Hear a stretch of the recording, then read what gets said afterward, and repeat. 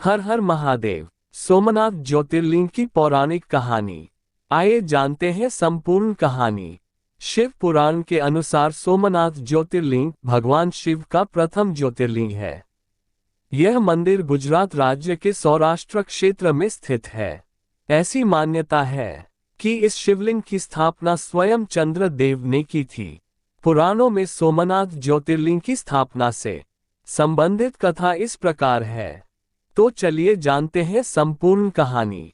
जब प्रजापति दक्ष ने अपनी सभी 27 पुत्रियों का विवाह चंद्रमा के साथ कर दिया, तो वे बहुत प्रसन्न हुए। पत्नी के रूप में दक्ष कन्याओं को प्राप्त कर चंद्रमा बहुत शोभित हुए, और दक्ष कन्याएं भी अपने स्वामी के रूप में चंद्रमा को प्राप्त कर शोभायमान हो उठी। चंद्रमा की उन 27 पत्नियों में रोहिणी उन्हें सबसे ज्यादा प्रिय थी, जिसको वे विशेष आदर तथा प्रेम करते थे। उनका इतना प्रेम अन्य पत्नियों से नहीं था। चंद्रमा की अपनी तरफ उदासीनता और उपेक्षा को देखकर रोहिणी के अलावा बाकी दक्ष पुत्रियां बहुत दुखी थी। वे सभी अपने पिता दक्ष की शरण में गईं और उनसे अपने कष्टों का वर्णन किया, अपनी पुत्रियों की व्यथा और चंद्रमा के दुर्व्यवहार को सुनकर दक्ष भी बड़े दुखी हुए। उन्होंने चंद्रमा से भेंट की और शांतिपूर्वक कहा, कलानिधे, तुमने निर्मल व पवित्र कुल में जन्म लिया है, फिर भी तुम अपनी पत्नियों के साथ भेदभावपूर्ण व्यवहार करते हो। तुम्हारे आश्रय में रहने वाली जितनी भी स्त्रियां हैं, उनके प्रति तुम्हारे मन में प्रेम कम और अधिक ऐसा सौतेला व्यवहार क्यों है? तुम किसी को अधिक प्यार करते हो और किसी को कम प्यार देते हो। ऐसा क्यों करते हो? अब तक जो व्यवहार किया है वह ठीक नहीं है, फिर अब आगे ऐसा दुर्व्यवहार तुम्हें नहीं करना चाहिए।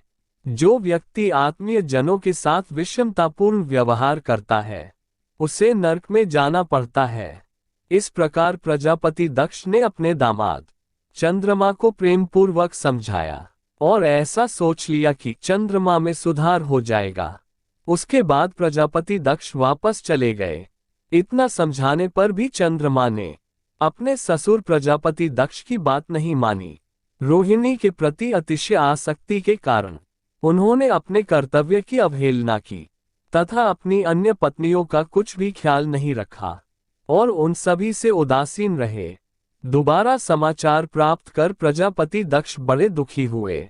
वे पुनः चंद्रमा के पास आकर उन्हें उत्तम नीति के द्वारा समझाने लगे।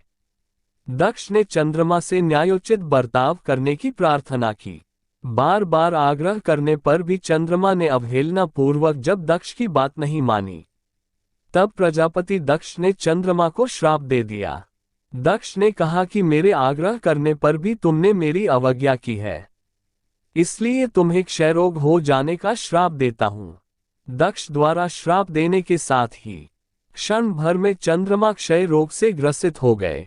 उनके क्षीण होते ही सर्वत्र हाहाकार मच गया। सभी देवगण तथा ऋषिगण भी चिंतित हो गए। परेशान चंद्रमा ने अपनी अस्वस्थता तथा उसके कारणों की सूचना इंद्र आदि देवताओं तथा ऋषियों को दी। उसके बाद उनकी सहायता के लिए इंद्र आदि देवता तथा वशिष्ठ आदि ऋषिगण ब्रह्मा जी की शरण में गए। ब्रह्मा जी ने उनसे कहा कि जो घटना हो गई है उसे तो भुगतना ही है, क्योंकि दक्ष के निश्चय को पलटा नहीं जा सकता। उसके बाद ब्रह्मा जी ने उन देवताओं को एक उत्तम उपाय बताया। ब्रह्मा जी ने कहा कि चंद्रमा देवताओं के साथ कल्याणकारक शुभ प्रभास क्षेत्र में चले जाएं। वहां पर विधिपूर्वक शुभ मृत्युंजय मंत्र का अनुष्ठान करते हुए श्रद्धापूर्वक भगवान शिव की आराधना करें। अपने सामने शिवलिंग की स्थापना करके प्रतिदिन कठिन तपस्या करें।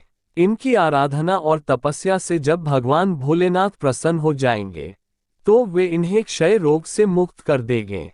पितामह ब्रह्मा जी की आज्ञा को स्वीकार कर देवताओं और ऋषियों के संरक्षण में चंद्रमा देवमंडल सहित प्रभास क्षेत्र में पहुंच गए।